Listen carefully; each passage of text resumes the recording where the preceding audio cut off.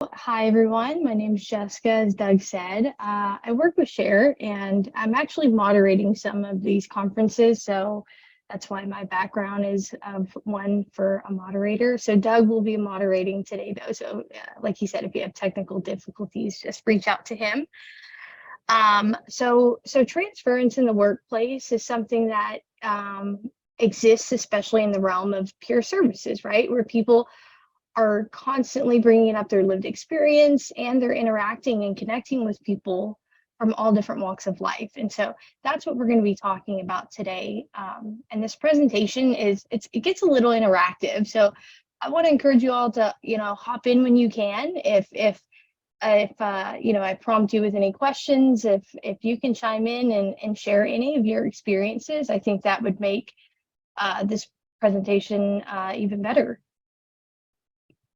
So these are learning objectives today. And after this training, you'll be able to define transference, recognize people transferring and how to handle that. You'll be able to understand triggers in relation to transference. You'll also be able to identify different types of transference and recognize when we're engaged in transference and how to stop it.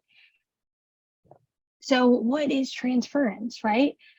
Well, the definition of transference, according to the Merriam-Webster dictionary, is it's essentially the redirection of feelings and desires, and especially of those unconsciously retained from childhood, toward a new object. So it's actually a psychology term, and it's often used in therapeutic settings where a psychiatrist administers this technique with the people that they work with. And it's basically when to sum it up, it's basically when a person isn't seeing someone for who they really are. I think a good example of transference would be, let's say a person who grew up in a household where their siblings were favored by their father. This person sees their coworker who having a conversation with their supervisor, and they become triggered by seeing this, right?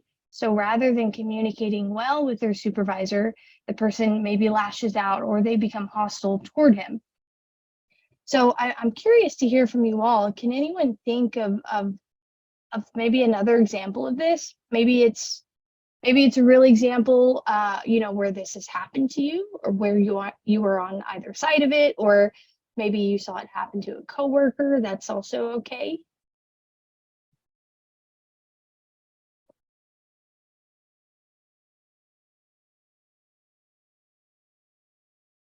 Any examples?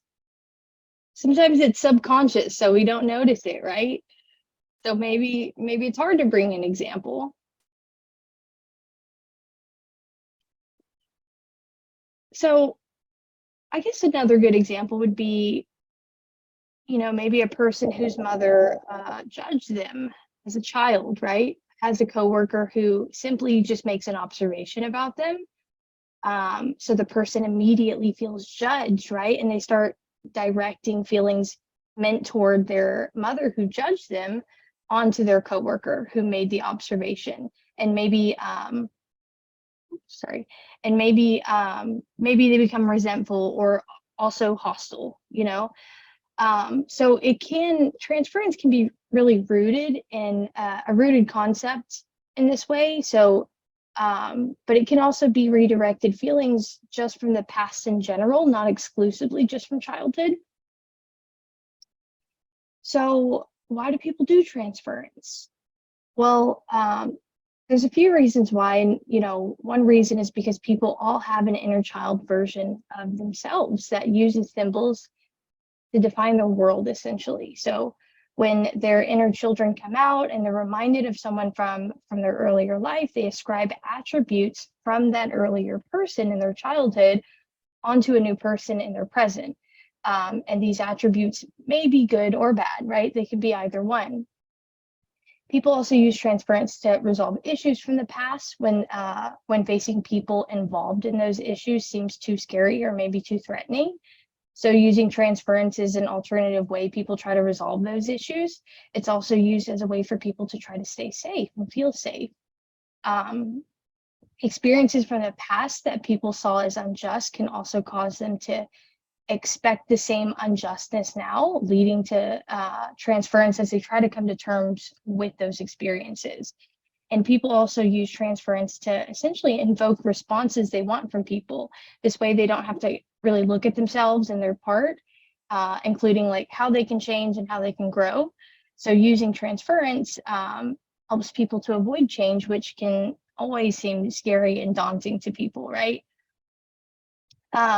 I would say, I think another good example of this would be, let's say a newcomer arrives at my place of work, and this particular person has been kicked out everywhere else, and they start acting out because they want to prove that staff is the same as everyone else who came before them, right?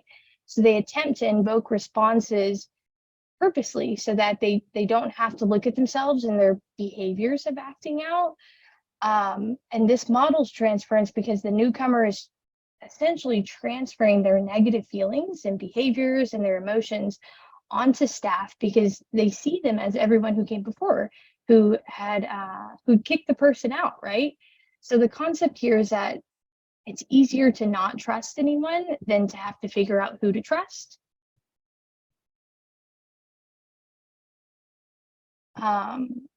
So the first thing I want us to consider is that we are all a walking transference object. So this happens when people are doing transference onto us, right? People in our field, right? This can happen often. People tend to do transference on those that are safe because they don't want to do transference on those that are probably going to attack them, right? In therapeutic settings, the therapist gets the person that they're working with to transfer all their negative stuff onto them, and the therapist is a safe person to practice this on. So when people transfer onto us, we can also feel triggered as well and transfer right back. And this is actually called countertransference. So we'll talk about both countertransference and triggers a little more in a few slides. But first, I'd like to talk about how we can navigate that transference. So the transference that happens towards us when we are the walking transference object. So since we can feel triggered when people transfer onto us, we want to take steps to navigate that transference. So how can we help others navigate transference in a healthy way without us building resentments toward them? So one of the things we can do is we can join people in their feelings and their experiences by using join the person. And this includes finding shared interests with people so that we're getting to know them and we're seeing them as individuals and as people. We can also use a tool that here at Share we call AAA, attention, affection, and approval, which can deter us from potential resentments by helping us show unconditional affection and attention. And so we're championing people's recovery authentically. We can also use dialogue and ask questions about their transference toward us. So like asking why they see us this way or why they think we are this way, and being direct in that way can kind of help us navigate why people are transferring onto us. We can also gently tell people that who they're seeing us as is not who we are. And of course, if the person is persistent on maintaining the transference, you can also ask your coworkers for support, right? A different coworker can work with the person who they won't use transference with potentially. So other than these, right, that I've already listed, can anyone think of some other ways to do this? You're also welcome to enter any answers in the chat. You can also use the raise hand function. Stu, I see your message. No worries. If you want to enter something in the chat, you totally can. But yeah, how can we prevent ourselves from building resentments when somebody is seeing me as their mother, right? Who judge them, and maybe I'm not judging them at all, and I'm just making an observation. Can anyone think of any other ways?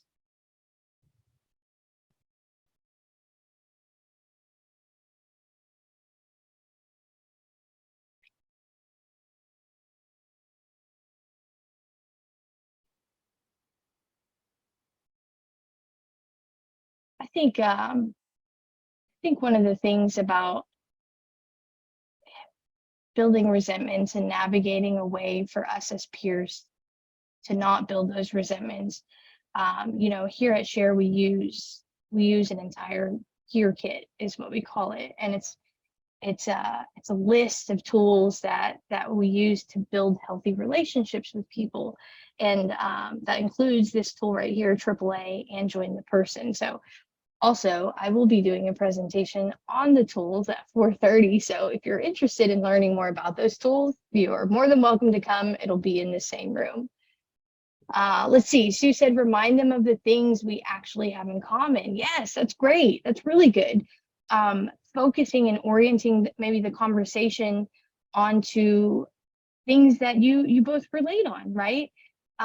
When we do things like that, we can see people for who they are, right? Especially when it's something that we have personally experienced, right? We're more likely to see people for who they are when we can share similar experiences like that. Very good. Nice. Thank you. Let's see. Sorry, I'm on two screens here, so so oh gosh, I lost my place, y'all. I'm so sorry. All right, so we also transfer onto other people, and being human, we all do transference, right? Again, this can also be subconscious. So sometimes like we don't even realize that we're transferring onto people. So I think it's really important to emphasize that everyone does it and people transfer onto each other all the time, right? One of the greatest issues when dealing with transference is people feeling triggered, and this is a huge one.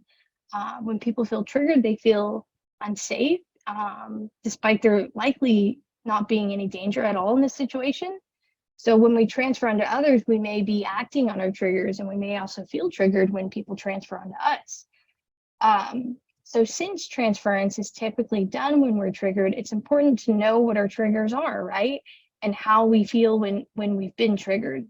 A lot of people in early recovery experience these types of triggers, and not just the ones that like make them want to drink or use, right? When we can recognize the triggers that are more than just those specific ones that make us want to drink and use, and where they're really rooted from, such as our childhood, we can become more aware of, when we're doing transference. So I want to talk about triggers just a little more. So making a list of our own triggers and the feelings that they invoke in us can help us recognize when we're triggered and likely to do transference, right? So I want to invite you all to do something. This is an easy little exercise. You don't have to talk to do it, unless you want to. Basically, I want to ask, what are your triggers and the feelings associated with them? So you can all use annotation. Maybe you can enter your triggers in the chat, and I can add them to the screen. Or you can also use the raise hand function. I don't know if anyone knows how to use annotation, but if you hover over the green bar at the top that says you are viewing Jessica Miller's screen, there should be a little drop down box there, and you can click the word annotate. Whoops. And when you do that, you can draw things on here. So, or you can type things on here. So for me, I would say a trigger for me is yelling. And when people yell, I get really scared. And sometimes I shut down. So that yelling is a huge trigger for me. Does anyone have any triggers that they know for sure make them feel triggered, and the feelings that are associated with those?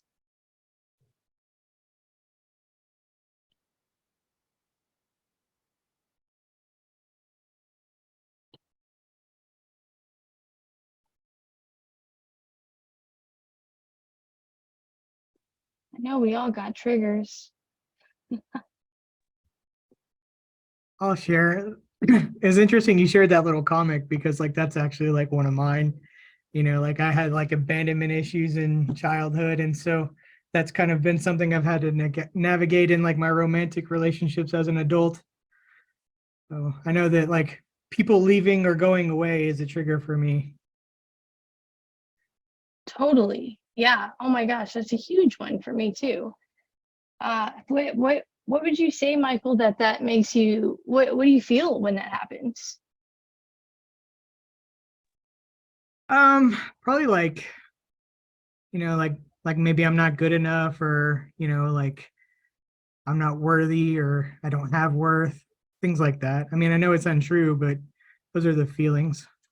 Totally, yeah. They're absolutely valid. Like even whether, whether it's true or not, it's still like what you're feeling in that moment. I would say feeling abandoned is a huge one for me. Um, I see that Nancy shared being judged or feeling that I'm being judged. That's a huge trigger for me as well, right? Um, Somebody else added moving or packing. I get anxious and don't feel like I can settle or calm down.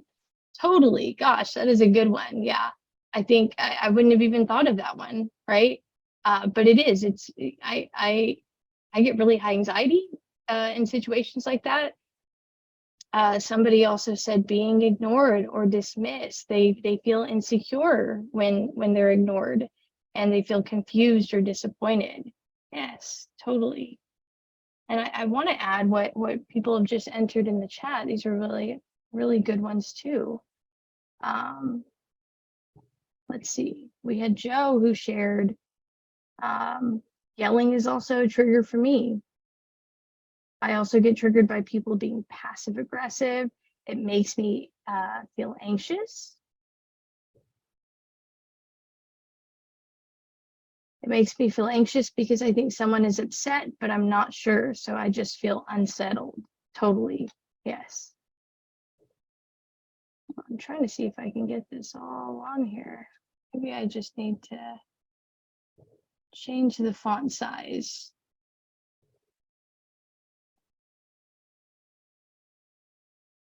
Or practiced a little bit more with annotation before I did this, huh?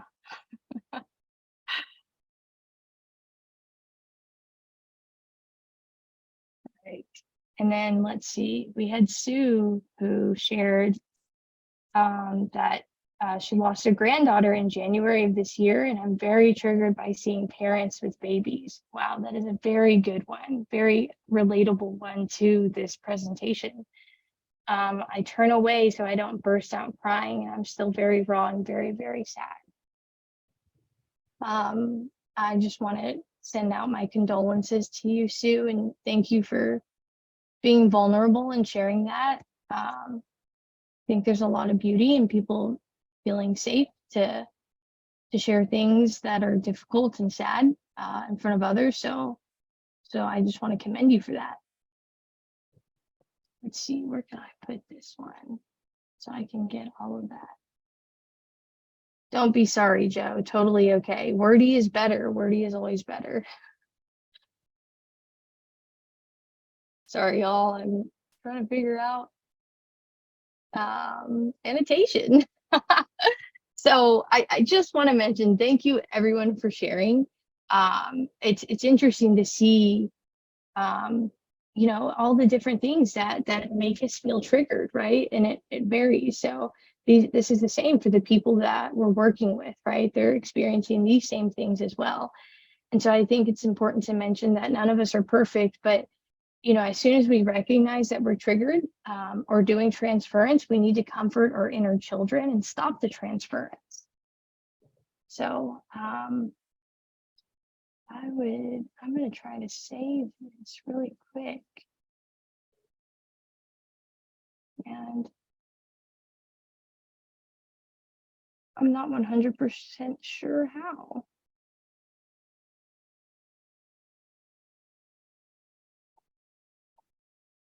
Doug, can you hear me? Yeah.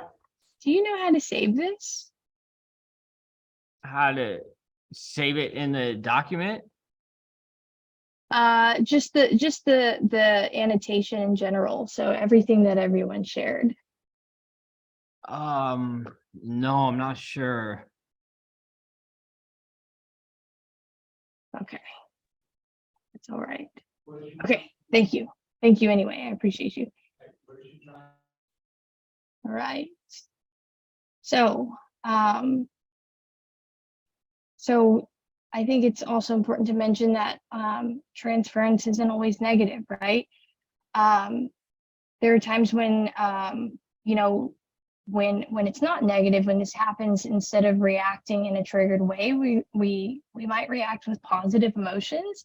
And a lot of people don't associate like positivity with transference, but we can react with things such as love or adoration or worship.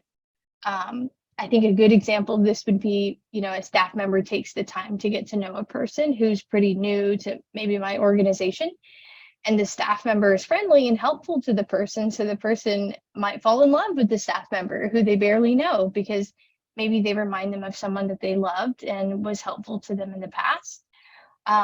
It can also be expressed as actions taken because someone reminds us of someone from our past, right?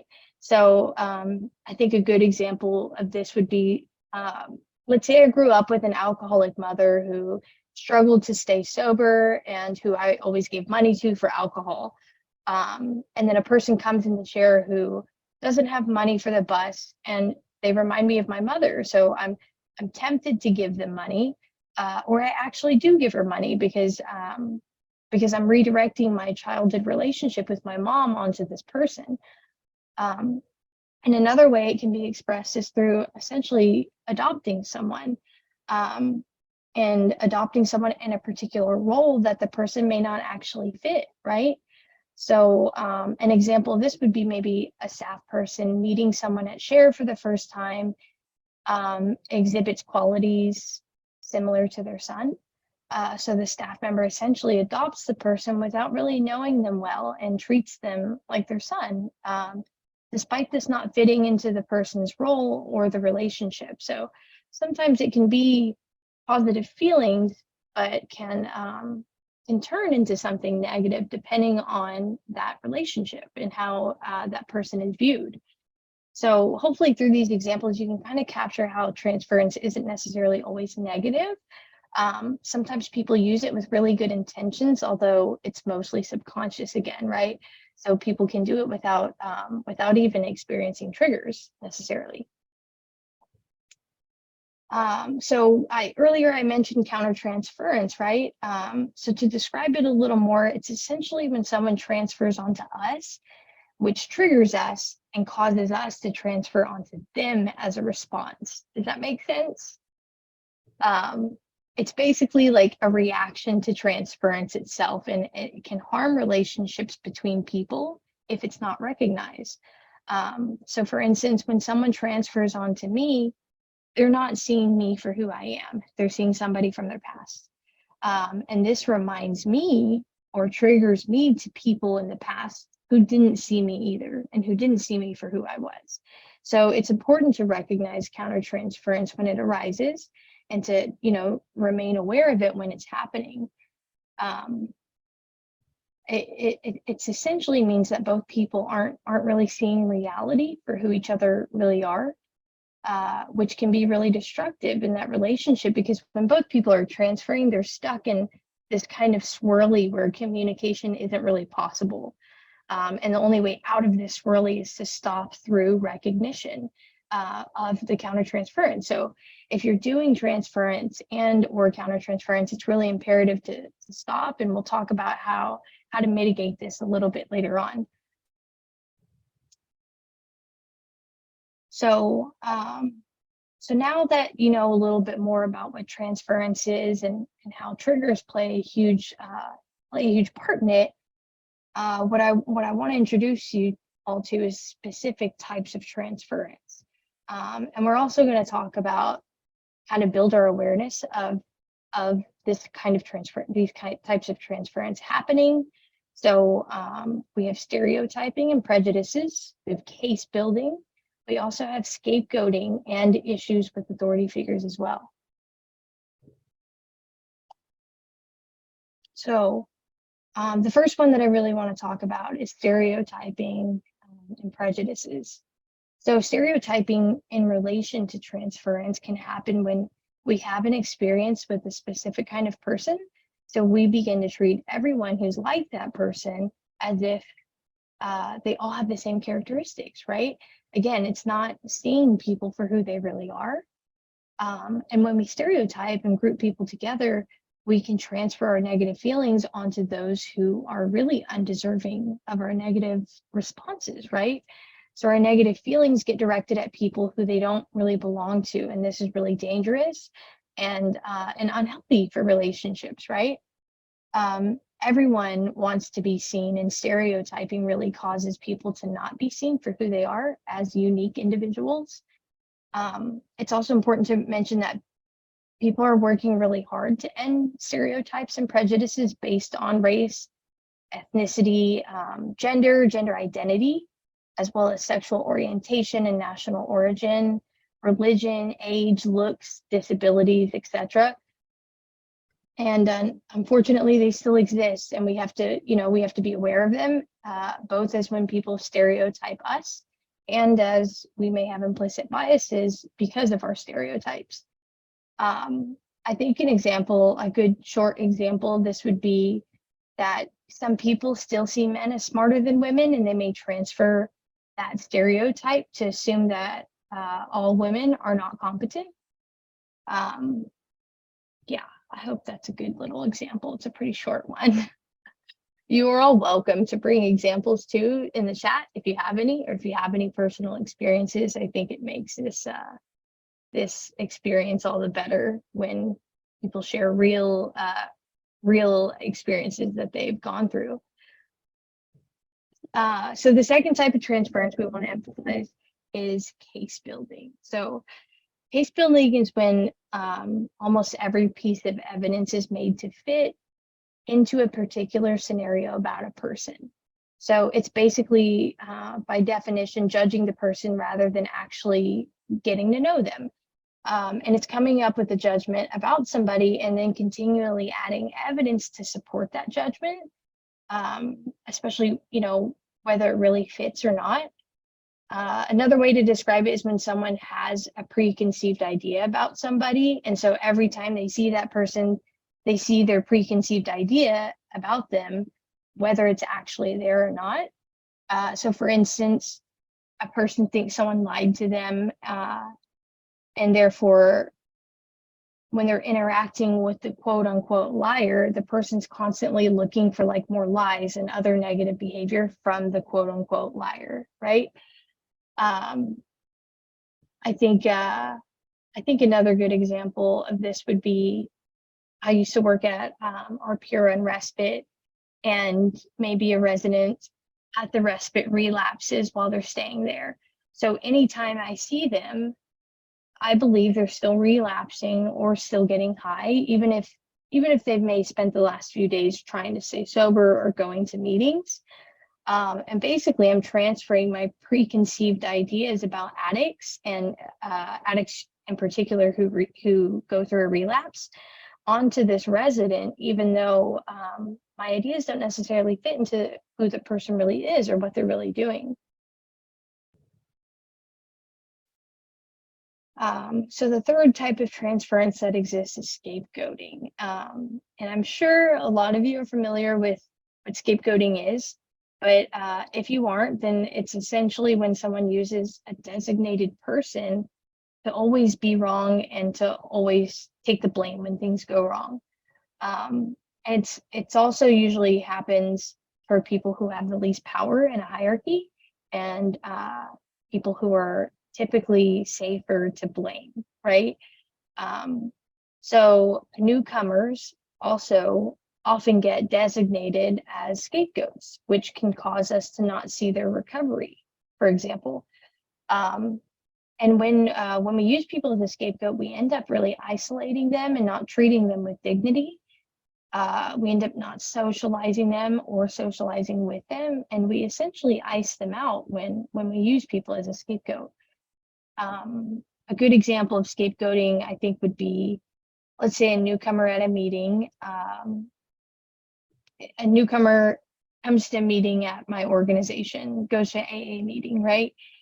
And they become this designated person as a scapegoat for all the issues that are taking place in the meeting and in the building. So anytime something breaks, for example, they blame the newcomer, or if the meeting runs late, that's the newcomer's fault, right? So then the newcomer is maybe gone for weeks at a time, yet meeting goers still report this person as the scapegoat and the blame for all the issues that are still happening, right? So when people get stuck in this cycle of viewing someone as a scapegoat, they aren't really seeing people for who they truly are, and they aren't seeing them as individuals. So I'm probably going to say that over and over again because it's essentially what transference is, right? And when we think about transference in the form of scapegoating, we can recognize where it's rooted. Maybe the person scapegoating was the scapegoat growing up in their family. Maybe they grew up in a dysfunctional family where the parents used other siblings as scapegoats. So it can be exhibited in a lot of different forms, and those are just a few. So the last type of transference I'd like to talk about are issues with authority figures. So most people who are needing recovery were either neglected or abused and or traumatized in their childhood where authority figures didn't take care of them. And because of this, many of us are still wary of authority figures and transfer their negative feelings onto anyone they perceive as an authority, right? Which is all of you and all of us. And, we're all in positions of authority by default as peers, right? So when this happens, it can really manifest itself in several ways. And it can manifest as distrust of anything the authority figure does, getting into power struggles with authority figures, maybe complaining about the authority figures, undermining them, resentments toward them, expecting perfection from them, or negative bonding with others about those authority figures. And I'm sure some of you have encountered some of these, manifestations of transference at work, since they aren't really uncommon, right? And most people have issues with authority figures at some point in their lives. So to combat those manifestations, there's a few things that we can do. And that's so everything that you'll see in the right column is essentially a way to combat what's in the left column. So when someone distrusts anything an authority figure does, we can join the person and we can validate their feelings of distrust. When someone gets into a power struggle, we can intentionally lose the power struggle and avoid any future power struggles.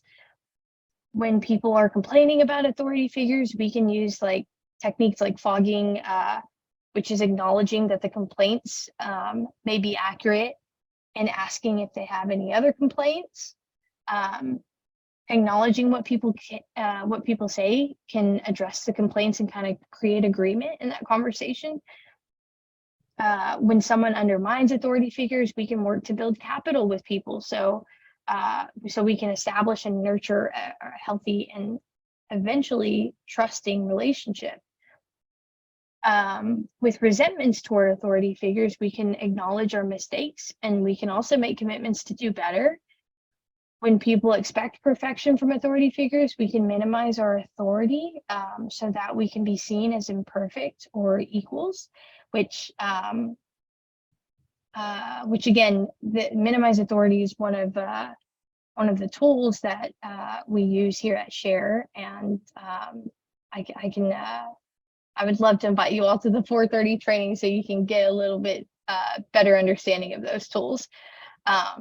So when people are negative bonding about authority figures, we can try to separate those people by using a tool we call Socialize. And we use Socialize by engaging people with other people who might share the same interests or goals. So using all of these methods can help build relationships in general. So I'm curious. I hate to be the person to talk all the time, but I'm curious to hear from you all. Has anyone ever done other stuff other than the ones that we've mentioned? Like, especially like, how do you deal with people who are transferring their issues with authority figures onto you? So if somebody has an issue with you holding this position of inherent authority, how do you nurture that relationship? How do you respond to people like that?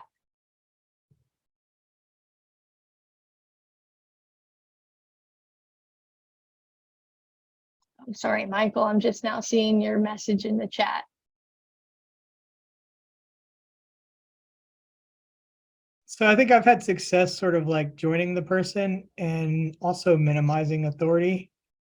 I work with justice involved people, and so like I have like a shared history, so that really helps sort of minimize that authority.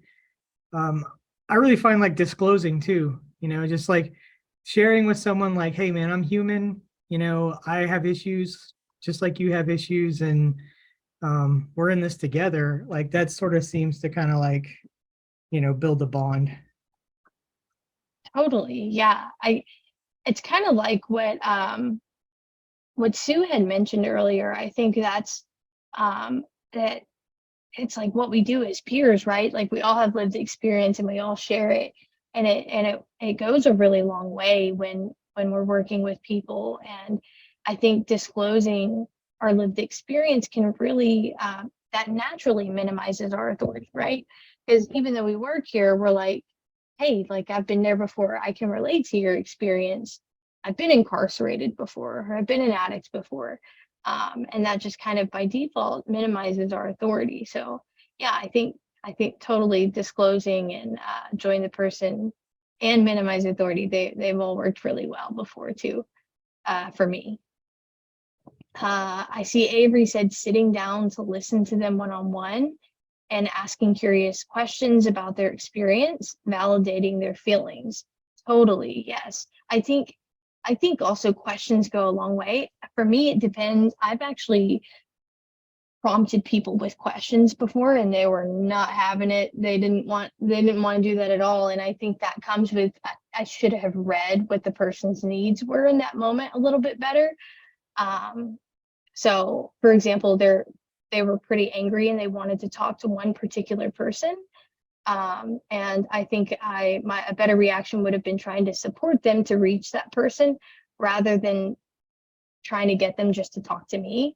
But typically when I ask people questions, it helps strengthen the relationship so much more. And it becomes like a mutual learning relationship, right? Where they start asking questions about me and then we build a strong bond and establish really good capital with one another. So then they can start seeing me as somebody who isn't an authority figure who's trying to tell them what to do, right? So yeah, thank you, Avery. I see Joe also said, I've often reiterated that the person is the authority of their own experience that has had some success. That is a really good one. That's amazing. Yes, totally. I think, like I said, I worked at our Sheer Pure and Respite in North Hollywood, and that is something that we did all the time. We would always let residents know, like they would come to us and ask us questions, and our response was always, well, that's for you and the house get to decide this, right? So making sure people know that all the power is in their hands. And I think just saying that plainly and saying it clearly can really help. Can really help when people have issues with us as authority. So yeah, thank you, Joe. That's a really good one. And then I see Nan also said, if there are terms to the relationship, such as a job description, reiterate what they agreed to, which is not being imposed upon them. Totally. Yes, that is a really good one too. I think just being clear about, also just being clear about our role as peers, right? And letting people know like who we are and what we do can make it really clear that like we're not in a position of authority and we're in a position to support people, right? Awesome. Very good. Those are really great. Thank you all. So, so again, as people in recovery, most of us have had trouble with authority figures in our lives, and we tend to transfer negative emotions and our negative feelings and behaviors from our childhood authority figures onto current ones. So supervisors as well, right? I've had difficulty with supervisors pretty much my entire recovery journey. And it took a lot of growth to look past my childhood authority figure issues that I was transferring on to my new and current supervisors, right? So one of the main things many people have to recognize is that having a job means having to answer to authority figures. So this is the perspective of the peer, right? When we look at transference in relation to this concept, it's I think a good example would be a person whose mother constantly criticized them, maybe transfers their feelings about their critical mother onto their supervisor, who's offering constructive criticism, right? So rather than taking direction, they kind of justify, argue, maybe they defend, and they start explaining a lot, which is that's actually what JADE stands for, JADE. And they may refuse to change, or even, they might even lash out on their supervisor. So in reality, the supervisor is trying to help the employee do their job well, so the employee can keep their job and be promoted and be successful at work. And the supervisor is, invested in an employee's growth and success most often, right? So this is one of the biggest problems with when people have issues with authority figures and transference, right? They see their childhood figures of authority. So oftentimes what I would do actually is I would see my father in my authority figures, even though they were totally different people, even though they had completely different ways of being a boss, so to speak, right? So I think, I think it's an interesting concept when you think about it in terms of work and our relationships at work. So, so everything that we've kind of learned so far brings us to this next little part, which is transference prevention and awareness. So we'll talk about how everyone does transference and recognizing my own transference, as well as reparenting our inner children, which is a huge part of transference, and also self-care. So everyone, let's start with the fact that, everyone inherently does transference, right? It's something that's totally part of the human condition, and everyone does it, but doing it doesn't make someone bad or wrong, right? It's really a natural tendency that we all have, and we're not going to stop doing it. However, what we can do is recognize transference and take action and steps to stop it. So if it comes up, we can try to mitigate it in some way. So how can we do that? So, recognizing transference starts with looking at your inner at your child and at your adult selves. So this is a concept of adult children of alcoholics and dysfunctional families. So I don't have this document with me, but I would love to be able, if you are interested in having this document, this handout of is it my child or my adult, you can go ahead and put your name in the chat and your email, and I can totally email it to you after my presentation. But essentially what it is, it's like a chart that helps you recognize, like, this is an action and a thought that my inner child would have, and this is an action and a thought that my adult will have. And so it's a 2-column document. It's really interesting and cool, and very relatable to for myself personally.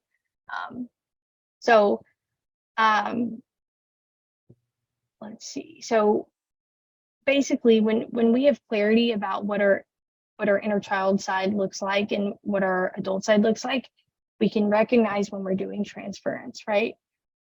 Another way to recognize it is by listening to your mind and your body when you're feeling triggered. So So I want to ask, what are the common signs and symptoms of what being triggered is for you? You can also enter any of those in the chat. But the chart on the right identifies some hints that tell us when we're likely transferring. And on the right-hand column of the chart, you'll see a list of ways to stop those signs that we can recognize. So, okay, everyone's adding their stuff to the chat. Awesome. Okay, I will definitely send you all that handout. Okay, so one way to tell when we're likely transferring is if we're maybe annoyed all the time with the same person. And a way that we can stop this is by making a list of what the person does right. So when we focus on a person's strengths, as opposed to all the things that they're doing wrong, we can escape the mindset that they're always wrong, right? When we replay interactions with the person over and over again, we're likely transferring as well.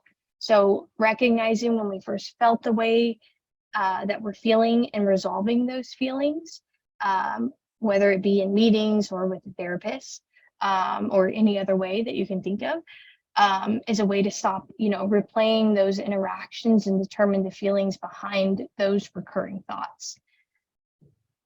We also do transference when we recognize a person reminds us of someone else, right? And the best way to stop this is by essentially taking counteraction to see them for who they actually are. When we see a person as an individual, we can stop seeing them as the person that they remind us of. As mentioned earlier, when we're case building, we are definitely doing transference, and the best way to stop this is by being intentional about stopping. So we can get ahead of case building by stopping our judgments and getting to know people instead. When we have issues with authority figures, we are doing transference again, and we can remedy this by going to ACA, attending an adult children of alcoholics and dysfunctional families self-help support group. We do transference when we see someone as a stereotype also, or a scapegoat. And again, taking counteraction to see them for who they actually are can help escape stereotyping and scapegoating people.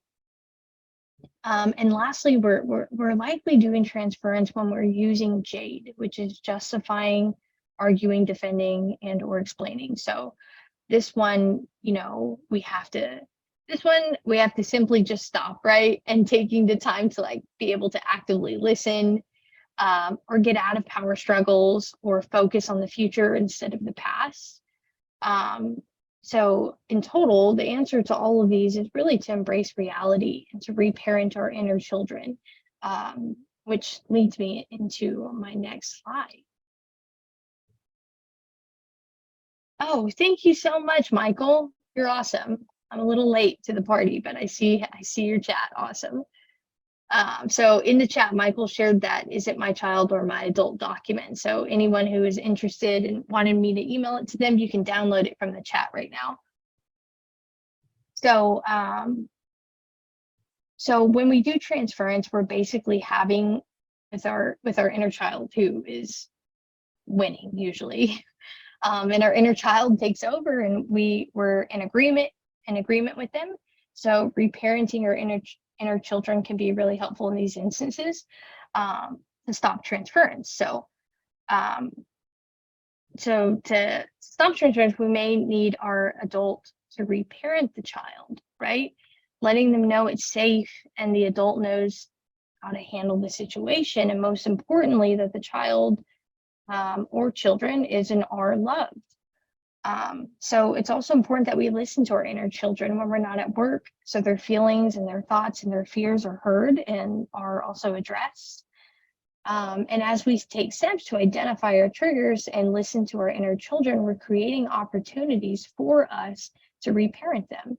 So there's a lot of ways that we can start to reparent our inner children, and we can start by letting your children write with their non-dominant hand, and having your adult answer and write with your dominant hand. So this would actually, if this is something that you're interested in, I thought it was a really interesting little exercise to do. So a way to start the conversation is maybe for the adult to ask, how are you? And when you use this technique, basically you're using both sides of your brain, which can access thoughts from our inner children that are different from when we write only with our dominant hands. So I thought that was pretty cool way to start. But we can also go to meetings, especially like ACA. We can journal. We can also meditate, practice self-love and self-compassion.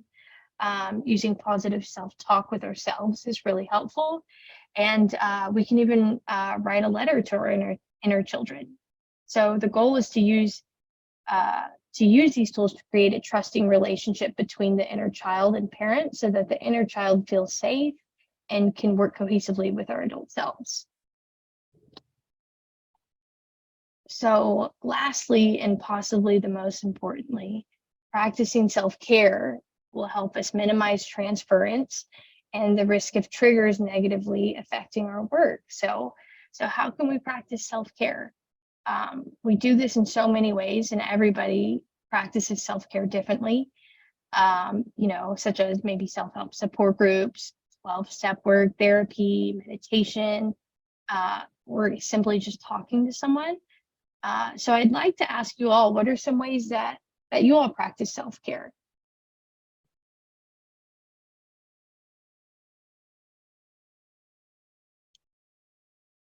You can circle anything on this list through annotation. You can stamp next to something that you relate to. You can add anything to it. If you want to add anything in the chat, I can add it to this list as well. Avery, journaling and meditation. Totally. I used to journal all the time, and now I don't have time for it ever anymore, but I still meditate. So I'm proud that I still meditate. Building healthy boundaries. Yes, that is a good one, Nan. Do we have that one on this list? I don't even know if we have that one. That is a very good one. Go ahead and add it.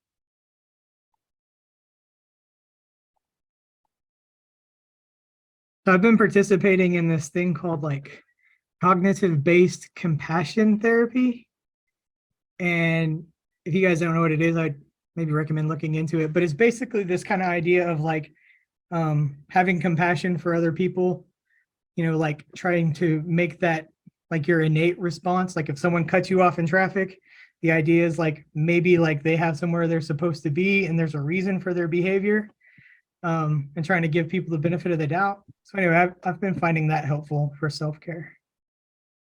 Ooh, that is an interesting one. So what was it again? Can you word that again for me? I want to add it to this list.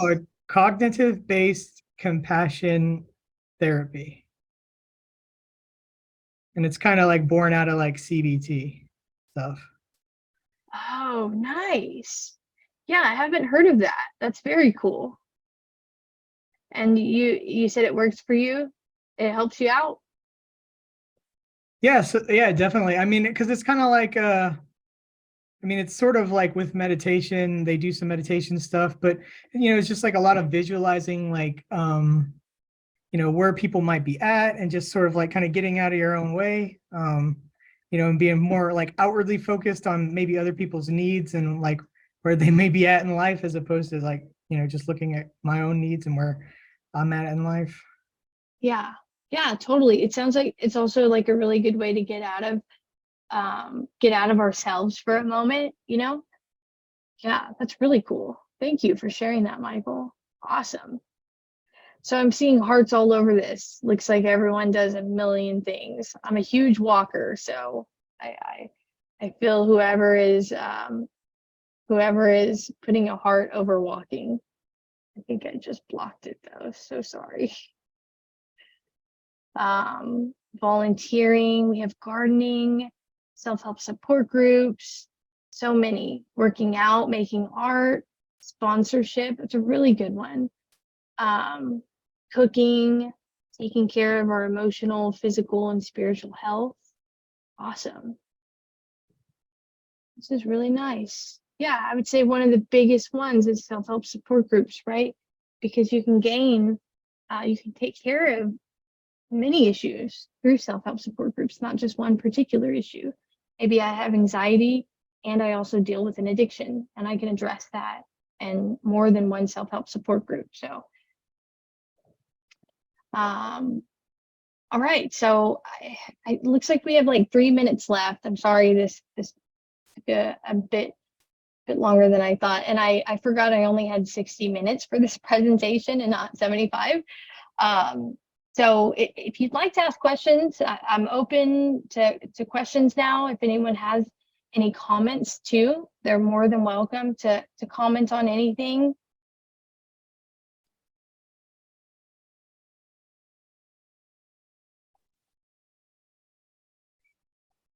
Thank you, Jessica. You did a great job as always. Thanks, Michael. Thank you, Avery. Thanks for all the love.